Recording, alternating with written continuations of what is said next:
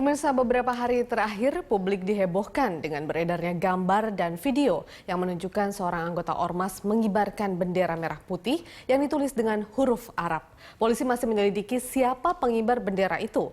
Kapolri Jenderal Polisi Tito Karnavian menyebut pihaknya akan menindak tegas setiap orang yang menghina dan melecehkan lambang negara. Sebab tindakan mencoret dan menggambar lambang tertentu di bendera merah putih adalah pelanggaran pidana. Pelakunya dapat dihukum maksimal 1 tahun penjara. Lalu sejauh mana polisi mengusut kasus tersebut dan bagaimana kasus pelecehan terhadap merah putih yang pernah terjadi sebelumnya dan bagaimana pula kita menjaga kehormatan merah putih bersama. Bersama saya Veronica Moniaga, Prime Time Talk bertemakan Jangan Lecehkan Merah Putih akan membahasnya dengan narasumber yang telah hadir bersama kami, Pakar Hukum Tata Negara Marwarar Siahaan, dan nantinya kita akan mengupayakan untuk bergabung dengan Kadif Humas Polri Irjen Pol Boy Rafli Amar melalui sambungan telepon. Ya, dan sebelum kita mulai dialog, pemirsa, polisi terus menyelidiki kasus pengibaran bendera merah putih bergambar tulisan Arab yang sempat dikibarkan pada unjuk rasa di depan Mabes Polri pada Senin lalu.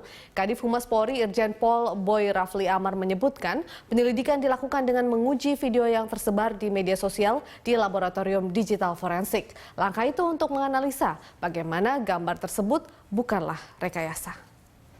Saat ini prosesnya sedang dilakukan pertama digital forensik, kemudian dilakukan upaya penyelidikan terhadap mereka yang mengibarkan itu. Digital forensik untuk memastikan bahwa tayangan gambar itu adalah benar apa adanya, sesuai dengan yang kita lihat secara kasat mata. Kemudian yang berkaitan dengan penyelidikan akan dilakukan siapa pada saat peristiwa itu yang bertanggung jawab terhadap keberadaan bendera merah putih yang tampilannya berbeda. Polisi akan menyelidiki munculnya bendera merah putih bertuliskan Arab, maksud kami bertulisan Arab saat aksi unjuk rasa Ormas di Mabes Polri. Pelaku pencoretan bendera itu berdasarkan undang-undang yang berlaku di Indonesia dapat dikenakan sanksi pidana. Undang-Undang Nomor 24 Tahun 2009 tentang Bendera, Bahasa, dan Lambang Negara serta Lagu Kebangsaan pada pasal 24B atau C atau D atau E Yunto pasal 67 disebutkan setiap orang dilarang memakai bendera negara untuk reklame atau iklan komersial, mengibarkan bendera negara yang rusak, robek, luntur, kusut, atau kusam, mencetak, menyulam, dan menulis huruf, angka, gambar atau tanda lain dan memasang lencana atau benda apapun pada bendera negara dan memakai bendera negara untuk langit-langit, maksud kami langit-langit atap, pembungkus barang dan tutup barang yang dapat menurunkan kehormatan bendera negara akan dipidana dengan pidana penjara paling lama 1 tahun dan denda paling banyak 100 juta rupiah.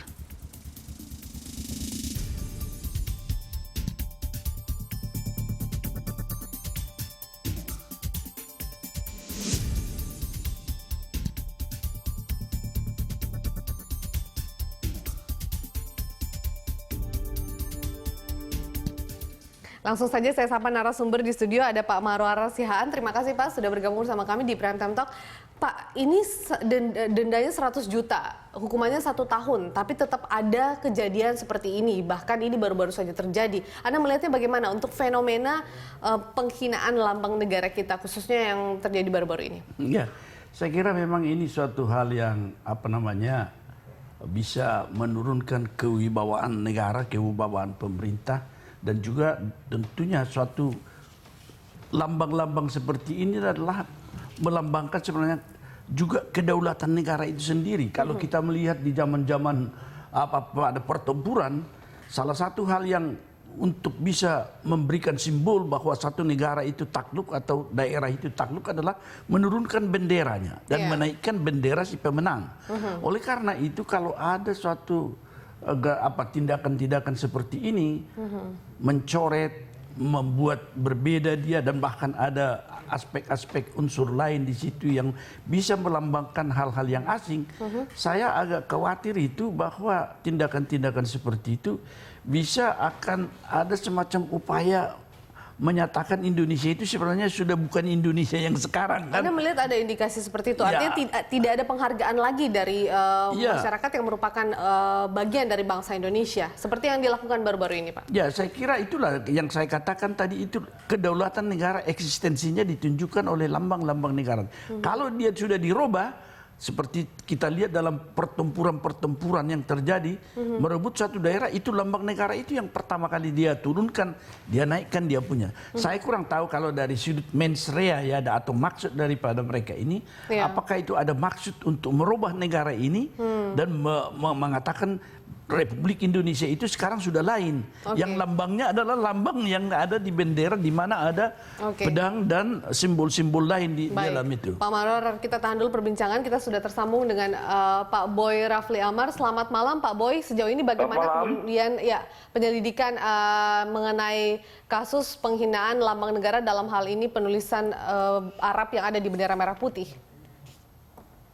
Iya, masih berjalan proses penyelidikannya, dan memang patut diduga berkaitan dengan pelanggaran Undang-Undang Nomor 24 Tahun 2009 tentang bendera, bahasa, dan lambang negara. Baik, Bapak, sejauh ini sejauh ini apakah kemudian ini bisa dikatakan melibatkan salah satu organisasi yang memang sempat melakukan unjuk rasa pada saat itu, Pak? Atau bisa jadi ini indikasi pihak lain yang masuk atau menyusup? Ya, memang kepastiannya belum bisa disimpulkan seperti itu. Dari hasil pemeriksaan pada mereka nanti baru bisa diketahui. Mudah-mudahanlah orangnya bisa cepat ditangkap ya. Sejauh mana sih, Pak, tingkat kesulitannya untuk mencari siapa kemudian pelakunya ini, Pak? Ya, mudah-mudahanlah cepat ketangkap ya. Ada target kemudian dari pihak kepolisian, kapan kemudian yang target dari pihak polisi untuk bisa menangkap dan meminta pertanggungjawaban dari pihak yang mengibarkan bendera tersebut? Dalam waktu secepat-cepatnya, itu targetnya. Baik, dalam kemudian proses penyidikan ini, apakah dari pihak kepolisian sudah sempat memanggil salah satu anggota-anggota yang terlibat dalam proses unjuk rasa kemarin, Pak?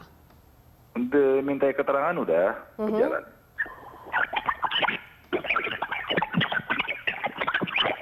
Halo, Pak Boy.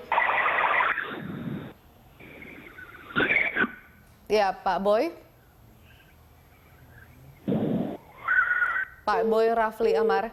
Ya, sayang sekali kita ada gangguan teknis bersama Pak Boy Rafli kembali berbincang dengan Pak Marwarar, karena memang sepertinya ini kasus yang cukup hangat begitu, Pak Marwarar, ya, dan pihak kepolisian juga sudah sempat mengupayakan proses penyelidikannya. Ini kira-kira kalau Anda melihat bagaimana dari pihak kepolisian, mampu nggak sih kemudian menyelesaikan kasus ini, apalagi kalau kita tahu ini sempat terjadi di sebuah demonstrasi atau unjuk rasa sebuah organisasi besar begitu, Pak Marwarar? Ya, jadi saya melihatnya ini sebenarnya sebuah tantangan terbuka terhadap kedaulatan negara ketika seorang dipanggil di dalam suatu negara hukum karena ada laporan, kemudian menggunakan kekuatan juga untuk menekan proses penegakan hukum itu sedemikian rupa. Itu adalah tantangan terbuka terhadap kedaulatan negara.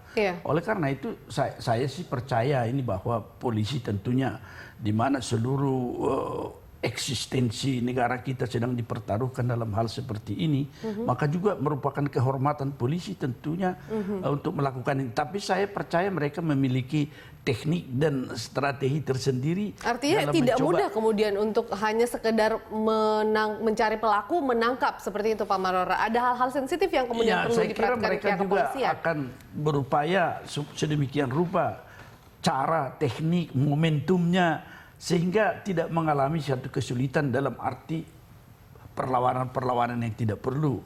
Karena saya kira juga semua anggota yang ikut di dalam kelompok demonstrasi itu belum tentu semuanya sebenarnya mengetahui apa tujuannya, kan. Tapi kan aturannya sudah jelas, Pak. Seperti tadi kita tampilkan di layar bahwa mencoret ataupun juga apapun yang kemudian merusak. Tapi saya yakin banyak orang yang belum tahu itu. Tetapi secara umum tentu saja kalau simbol negara tentu harus kita hormati. Bahkan sebenarnya hukumannya itu saya kurang tahu tadi.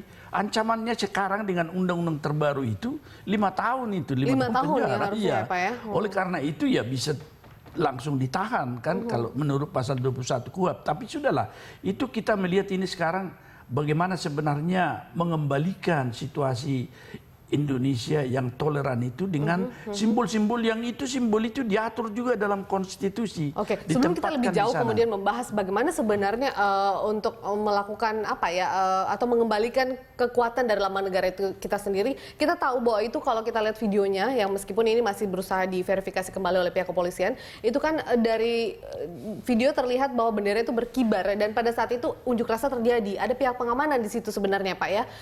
Artinya apakah pihak pengamanan juga tidak mengetahui pasti atau mengenai aturan-aturan tentang pengamanan lambang negara itu? Karena kan kalau melihat bendera langsung berkibar seperti itu, harusnya saat itu juga bisa diamankan sebenarnya Pak Marwarar, atau bagaimana?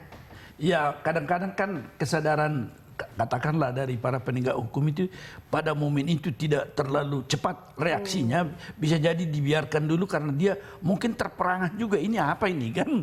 Kadang-kadang demikian situasinya, sehingga pada saat kemudian dan ketika ada juga suatu apa yang disebutkan rekaman dari peristiwa itu, baru kemudian dipahami atau dicoba dilihat bagaimana implikasinya dan bagaimana dasar-dasar hukum yang menjadi hal yang bisa menganggap itu sebagai satu tindak pidana. Kesadaran itu tidak datang begitu saja, karena terkadang juga apa yang dikatakan lambang-lambang negara ini perlindungan penghormatannya di dalam undang-undang dasar, bahkan kemudian diatur lebih lanjut dalam KUHP, kemudian diatur lagi lebih lanjut khusus dalam undang-undang tersendiri, undang-undang 24 tadi yang sudah disebutkan itu juga, maka dari rangkaian ancaman yang meningkat itu dirasakan memang urgensinya bagaimana untuk bisa semua komponen bangsa menghormati itu. Oke, artinya berangkat dari kemudian kejadian yang terjadi baru-baru ini begitu ya. Baik Pak Marwarar, kita akan lanjutkan perbincangan di segmen berikutnya. Pemirsa tetaplah bersama kami di Prime Time Talk. Kami kembali usai jeda.